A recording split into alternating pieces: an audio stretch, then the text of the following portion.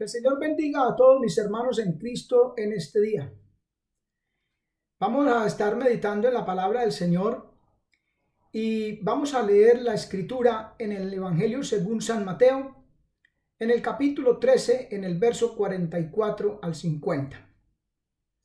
Dice así la palabra del Señor para la gloria y la honra de nuestro Dios y edificación de nuestras almas. Además, el reino de los cielos es semejante al tesoro escondido en el campo, el cual hallado el hombre lo encubre y de gozo de ello va y vende todo lo que tiene y compra aquel campo. También el reino de los cielos es semejante a un hombre tratante que busca buenas perlas, que hallando una preciosa perla fue y vendió todo lo que tenía y la compró. Asimismo, el reino de los cielos es semejante a la red que, echada en la mar, coge de todas suertes de peces, la cual estando llena la sacaron a la orilla, y sentados cogieron lo bueno en vasos y lo malo echaron fuera. Así será el fin del siglo. Saldrán los ángeles y apartarán a los malos de entre los justos y los echarán en el horno de fuego. Allí será el lloro y el crujir de dientes. Padre, te damos gracias por tu palabra. Tu palabra es verdad y es digna de ser recibida por todos. Todos somos amonestados con ella y en guardarla hay grande galardón. Ayúdanos a entender tu palabra, exhórtanos, corrígenos, enséñanos, capacítanos y que tu palabra no vuelva a ti vacía, Señor. Gracias en el nombre de Jesús. Amén.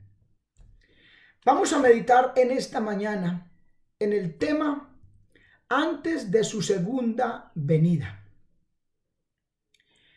Mateo capítulo 13 presenta el carácter general de la era o dispensación de la iglesia en 7 parábolas.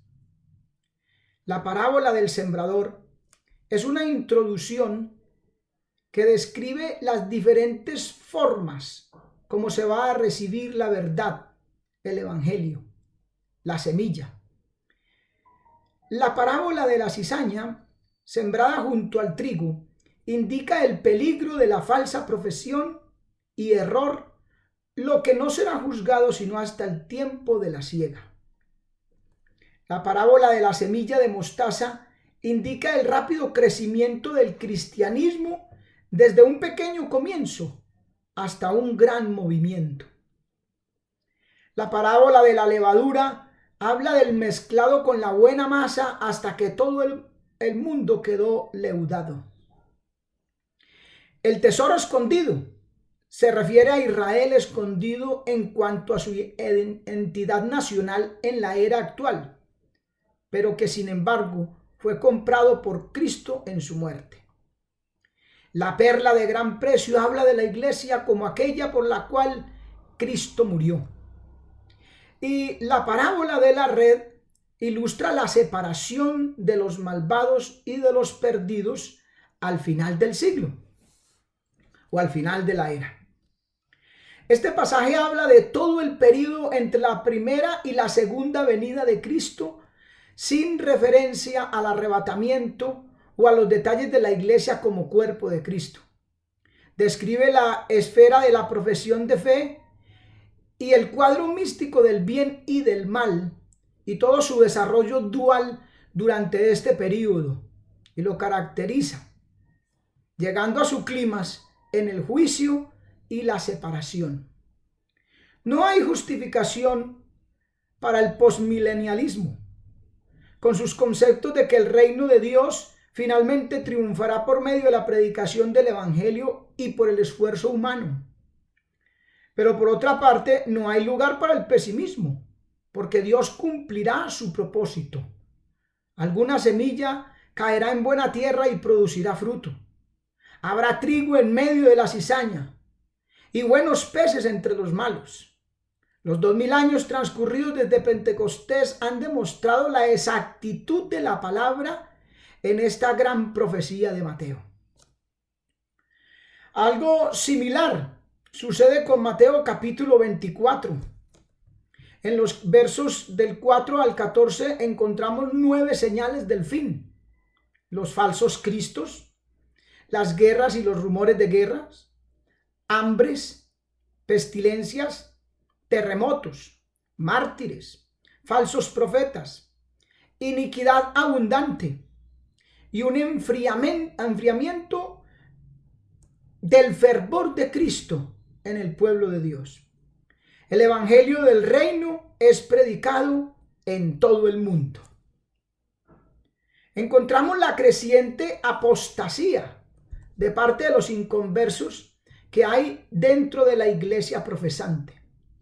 En segunda de Pedro, en los capítulos 2 y 3, el apóstol resume esta progresión en 4 categorías. Primero, la negación de la persona y la deidad de Cristo. Segundo, la negación de la obra redentora de Cristo en la cruz. Tercero, la apostasía moral al apartarse de las normas bíblicas. Y cuarto, el apartamiento de la doctrina de la segunda venida de Cristo y de los juicios relacionados con ella. El apóstol en su segunda carta, en el capítulo 3, versos del 1 al 13, nos dice: carísimos, yo os escribo ahora esta segunda carta, en las cuales por recordaros despierto vuestro limpio entendimiento, para que tengáis memoria de las palabras que antes han sido dichas por los santos profetas y del mandamiento de nosotros los apóstoles del Señor y Salvador, sabiendo primero esto, que en los postreros días vendrán burladores, andando según sus propias concupiscencias y diciendo: ¿dónde está la promesa de su advenimiento? Porque desde el día en que los padres se durmieron, todas las cosas perseveran así como desde el principio de la creación. Porque ellos ignoran esto voluntariamente, que por la palabra de Dios los cielos fueron en el tiempo antiguo, y la tierra que por agua y en agua subsiste, por lo cual el mundo de entonces pereció anegado en agua. Pero los cielos que ahora son y la tierra, conservados por la misma palabra, guardados para el fuego en el día del juicio y de la perdición de los hombres impíos. Mas, amados, no ignoréis esta una cosa, que un día delante del Señor es como 1000 años y 1000 años como un día. El Señor no retarda su promesa como algunos la tienen por tardanza, pero es paciente para con nosotros, no queriendo que ninguno perezca, sino que todos procedan al arrepentimiento. Mas el día del Señor vendrá como ladrón en la noche, en la cual los cielos pasarán con grande estruendo, y los elementos ardiendo serán deshechos, y la tierra y las obras que en ella hay serán quemadas. Puesto que todas estas cosas han de ser deshechas, ¿qué tal os conviene a vosotros seáis en santa conversación y piedad, esperando y apresurándoos para la venida del día de Dios, en el cual los cielos siendo encendidos serán deshechos y los elementos siendo abrasados se fundirán? Pero esperamos cielos nuevos y tierra nueva, según su promesa, en los cuales mora la justicia. Y el apóstol Pablo, escribiéndole a Timoteo, lo describe de la siguiente manera: primera de Timoteo 4, del 1 al 3. Pero el Espíritu dice claramente que en los posteros tiempos algunos apostatarán de la fe, que con hipocresía hablarán mentira, teniendo cauterizada su conciencia, que prohibirán casarse y obligando a abstenerse de viandas que Dios creó, para que con acción de gracias participasen de ellos los que creen y conocen la verdad. Todas estas profecías de apostasía en gran escala en la iglesia se están cumpliendo en nuestros días. La edad presente, en lo que se refiere al propósito de Dios al llamar su iglesia, llegará bruscamente a su fin con el arrebatamiento de la iglesia al cielo. Este suceso describe la retirada de la iglesia del mundo, cuando los muertos en Cristo serán resucitados y los cristianos que estén vivos en ese momento serán llevados al cielo transformados. Y la partida de la iglesia dejará preparado el escenario para los sucesos que conducirán hacia la segunda venida de Cristo a la tierra, para establecer su reino milenial. Se puede observar tres grandes periodos entre el arrebatamiento de la iglesia y la segunda venida de Cristo. Esa semana 70 de Daniel, que describe los acontecimientos terribles. Se pueden ver tres periodos en ella. Primero, un periodo de preparación. Segundo, un periodo de paz. Y tercero, un periodo de persecución.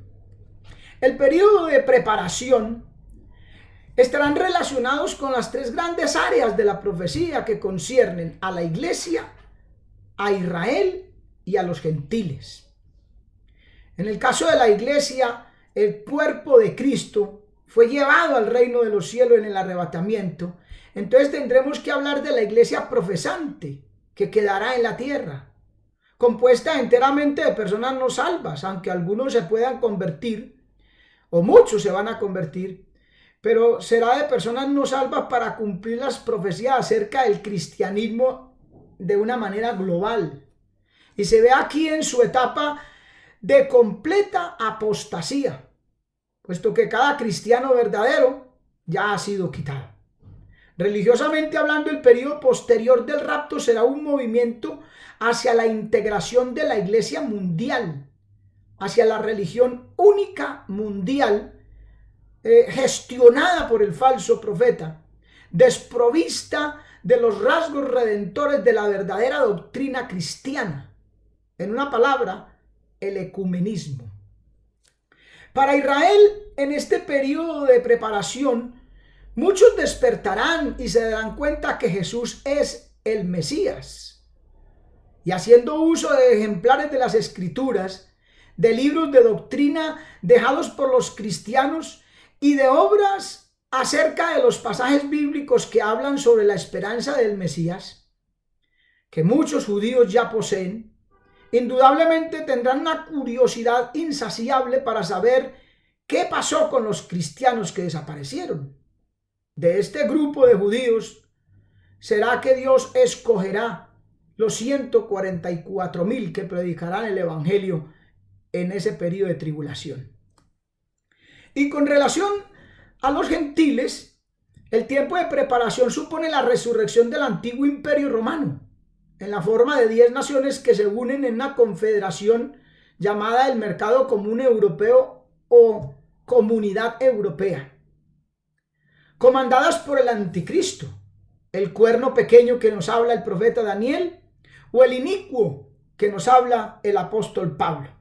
Segunda de Tesalonicenses 2, del 3 al 12 dice: nadie os engañe en ninguna manera, porque no vendrá sin que venga antes la apostasía y se manifieste el hombre de pecado, el hijo de perdición, oponiéndose y levantándose contra todo lo que se llama Dios o es objeto de culto, tanto que se asienta en el templo de Dios como Dios, haciéndose pasar por Dios.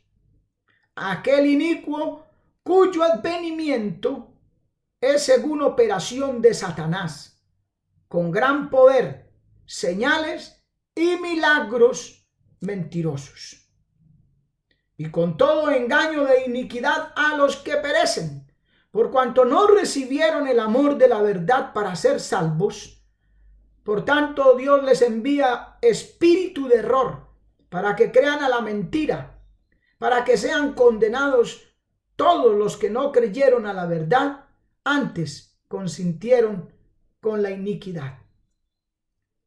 Así será ese periodo de preparación en el inicio de la semana de tribulación. El periodo de paz.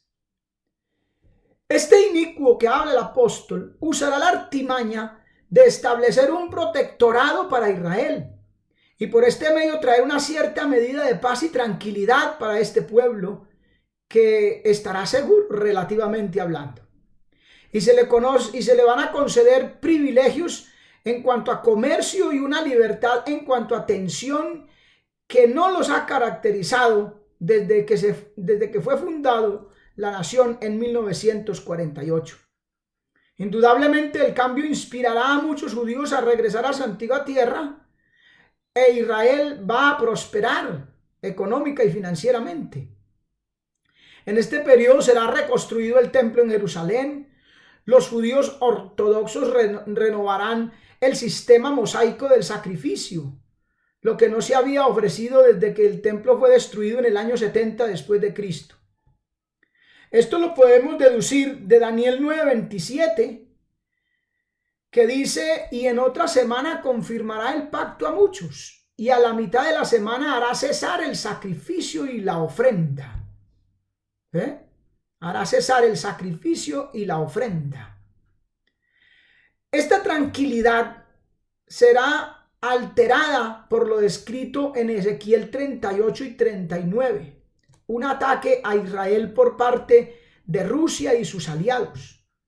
Es lógico pensar que ocurre en este tiempo en el que Israel está en paz y en reposo, lo que se da después de hecho, el pacto con el príncipe romano, con el anticristo.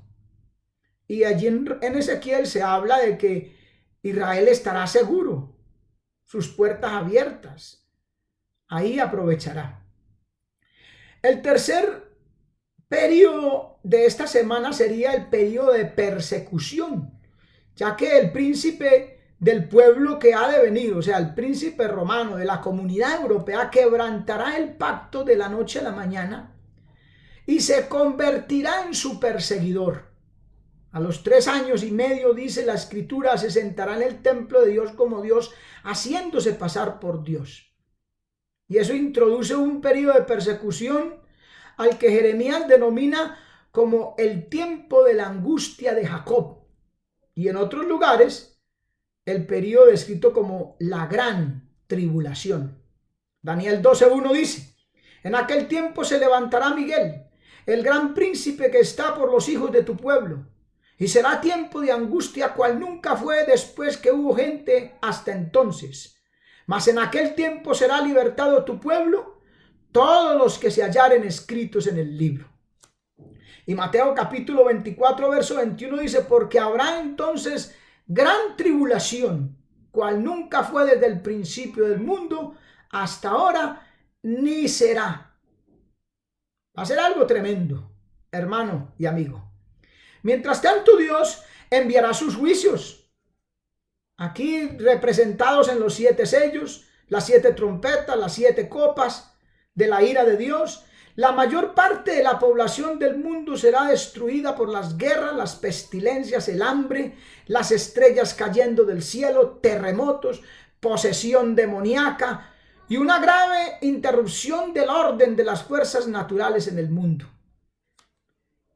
En la cúspide de todos estos acontecimientos, Jesús regresa en poder y gloria para dejar caer su juicio contra los hombres malvados en una batalla sin precedentes llamada la batalla del Armagedón. Y así establecerá su reino milenial. La gran tribulación, en contraste con la tribulación general. Las escrituras hablan de un tiempo especial de tribulación al fin de la era, general para todo el mundo, con un tiempo específico de 7 años. La semana número 70 de la profecía de Daniel, capítulo 9, 24 al 27. Pero habrá un tiempo de gran tribulación que durará 42 meses y desembocará esta en la segunda venida de Cristo. Jeremías capítulo 30, versos del 5 al 10 dice: porque así ha dicho Jehová: hemos oído voz de temblor, espanto y no paz. Preguntad ahora y mirad si pare o da a luz el varón, porque he visto que todo hombre tenía las manos sobre sus lomos como mujer de parto, y se han tornado pálidos todos sus rostros. ¡Ah! ¡Cuán grande es aquel día!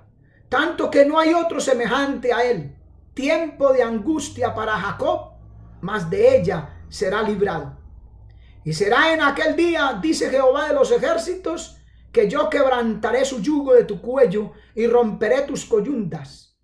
Y extraños no lo volverán más a poner en servidumbre, sino que servirán a Jehová su Dios y a David su rey, el cual les levantaré.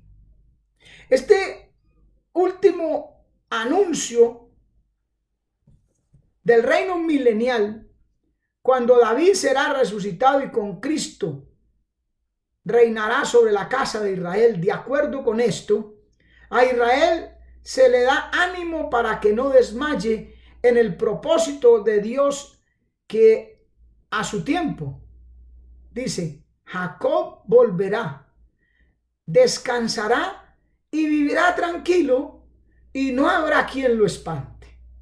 Verso 10. El tiempo del milenio será de paz, de bendición, no solo para Israel, para la iglesia y para los que estén en Cristo Jesús.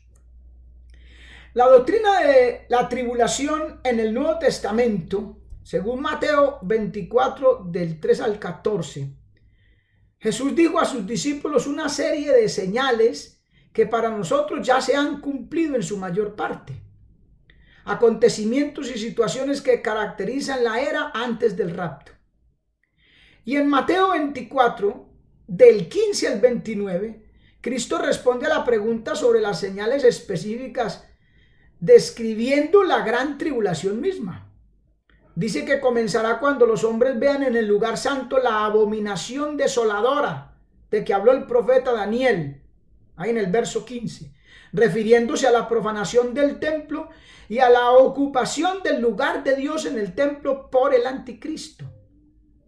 Y avisa a los hijos de Israel que cuando esto ocurra, deben de huir a las montañas para salvar su vida. Hay una palabra que dice, y los días serán acortados. No significa que va a terminar antes de los 42 meses o de los 1260 días.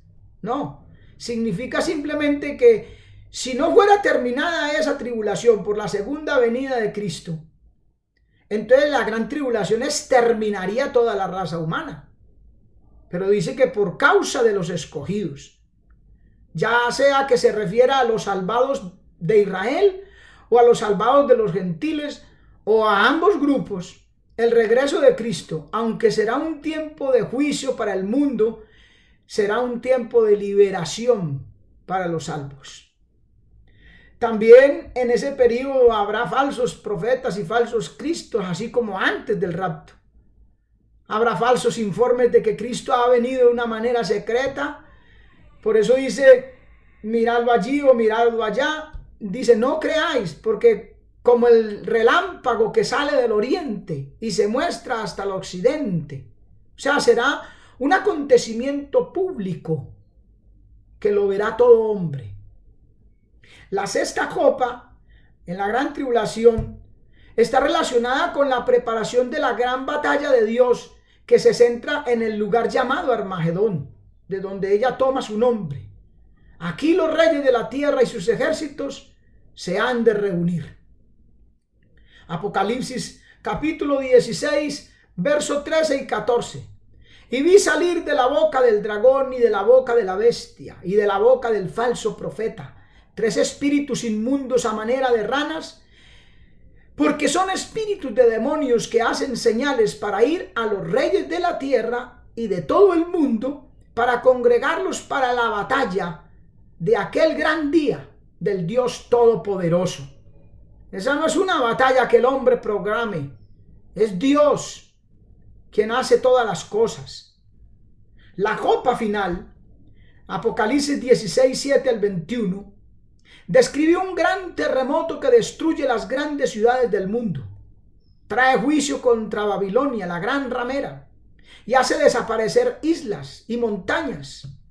El clima es una gran tormenta de granizo, con granizos de un talento de peso, aproximadamente unos 46 kilogramos, que destruyen lo que había quedado. El mundo está en estado de caos y de destrucción, en guerra, en el momento de la segunda venida del Señor. El reino de justicia de Dios sobre la tierra será introducido por esta segunda venida de Cristo, no por esfuerzos humanos. Y será un juicio dramático sobre la maldad del mundo, pero al mismo tiempo será una maravillosa liberación para quienes han puesto su confianza en Cristo en estos trágicos días. El hecho de que la gran tribulación sea terrible, destinada para el incrédulo y para el blasfemo, mas para que los hijos de Dios estén a salvos.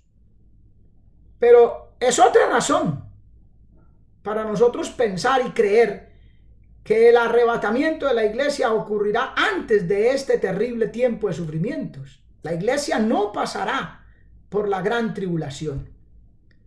La iglesia, cuerpo de Cristo. Porque la profesante, como hemos visto, sí.